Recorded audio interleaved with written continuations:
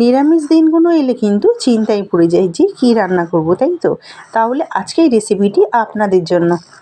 আজকের রেসিপিটি হচ্ছে একদমই পনিরের সুস্বাদু একটি ইউনিক রেসিপি। আপনারা স্টেপ বাই স্টেপ দেখতে থাকুন।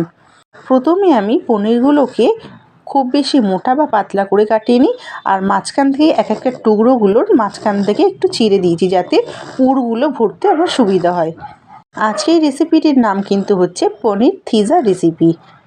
প্রত্যেকটি পনির কিন্তু আমি এরকম আলতো করে চিড়ে নিয়েছি, এতে পুরগুলো ভরতে সুবিধা হয়। এরপর একটি শুকনো পাত্রের মধ্যে কয়েক কোয়া রসুন, বাদাম, ধনেপাতা ভালো করে ভেজে মিক্সিতে মিহি পেস্ট করে নেব। হয়ে গেলে একটি পাত্রের মধ্যে নিয়ে তাতে স্বাদ মতন নুন আর 2 চামচ মতন তেল দিয়ে খুব ভালো করে কিন্তু ময়ান দিয়ে নিতে হবে, যাতে নুন ও তেলটা খুব ভালোভাবে মিশে যায়।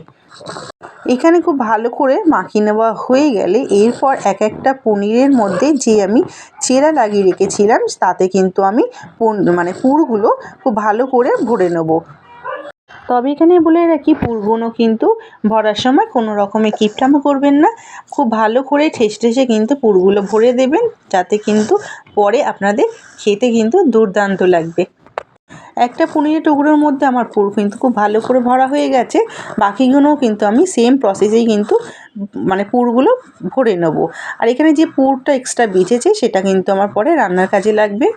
দেখতেই পাচ্ছেন প্রত্যেকটা পনিরের মধ্যে কিন্তু আমার পুরগুলো খুব ভালো করে ভরে নেওয়া হয়ে গেছে। এরপর যে পাত্রে রান্না করব তাতে 1 চামচ ঘি গরম করে তাতে আগে থেকে পুর ভরা পনিরগুলো দিয়ে এপিঠ ওপিঠ লাল লাল করে ভেজে তুলে নেব একটি পাত্রে। সকলেই কম বেশি জানি যে পনির ভাজতে কিন্তু খুব বেশি সময় লাগে না, আর এটি কিন্তু খুব বেশি কড়া করে ভাজাও যাবে না, হালকা করে ভেজে নিলে তবে কিন্তু খেতে ভালো লাগবে।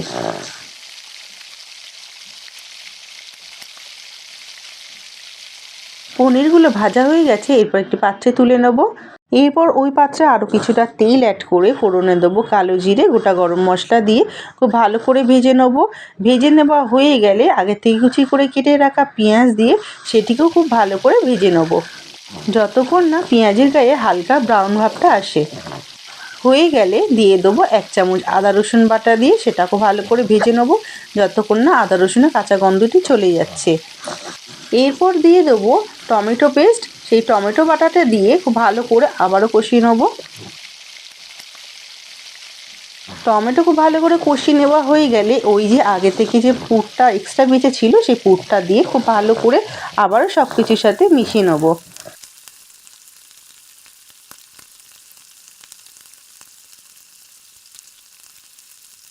খুব ভালো করে কষিয়ে নেওয়া হয়ে গেলে দিয়ে দেবো মশলা দেওয়া জল, আর সাথে অ্যাড করব হলুদ গুঁড়ো, লঙ্কা গুঁড়ো, জিরে গুঁড়ো, ধনিয়া গুঁড়ো, স্বাদ মতো নুন দিয়ে খুব ভালো করে কষিয়ে নেবো যতক্ষণ না মশলা থেকে তেল ছাড়ে।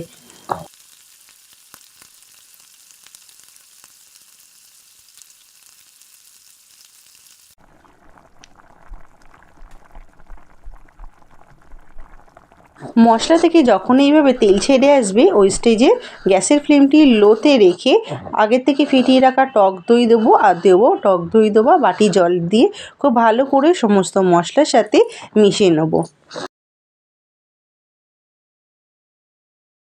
দইটা দেওয়ার পর ঠিক এরকমভাবে তেলটা ছেড়ে এলেই দিয়ে দেবো পরিমাণ মতন জল গ্রেভির জন্য, তবে খুব বেশি পাতলা বা খুব বেশি গাঢ়ও হবে না। এরপর ঢাকনা চাপা দিয়ে ওই 1 থেকে 1.5 মিনিট ফুটিয়ে নিয়ে তারপরে দিয়ে দেবো স্বাদ মতন চিনি, যেহেতু ওখানে টক দই পড়েছে, আর দিয়ে দেবো আগে থেকে পুর ভরা ভেজে রাখা পনিরগুলো, আর সাথে দিয়ে দেবো ওপর থেকে ধনেপাতা কুচি আর লঙ্কা চেরা, দিয়ে দেবো গরম মশলা, আর কিছুটা এই যে মেন উপকরণ লাস্টে দিয়েছি ফ্রেশ ক্রিম। এই ফ্রেশ ক্রিম দেওয়ার ফলে কিন্তু টেস্টটা কিন্তু আরও দ্বিগুণ মাত্রায় বেড়ে যায়। ফ্রেশ ক্রিম দেওয়ার পর আবারও খুন্তির সাহায্যে খুব ভালো করে মিশিয়ে নিলেই কিন্তু পরিবেশনের জন্য আমাদের এখানে পনির থিজা একেবারেই রেডি।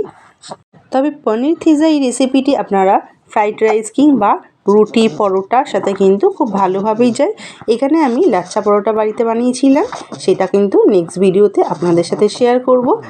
আর এই লাচ্ছা পরোটা দিয়ে কিন্তু আমি এই সুস্বাদু রেসিপিটি পরিবেশন করেছিলাম। আজকের নতুন রেসিপিটি ভালো লাগলে লাইক, শেয়ার, কমেন্ট এবং সাবস্ক্রাইব করতে কিন্তু ভুলবেন না। ফিরছি তাহলে পরবর্তী নতুনত্ব কোনো ভিডিও নিয়ে। ততক্ষণে ভালো খান, ভালো থাকুন, টাটা।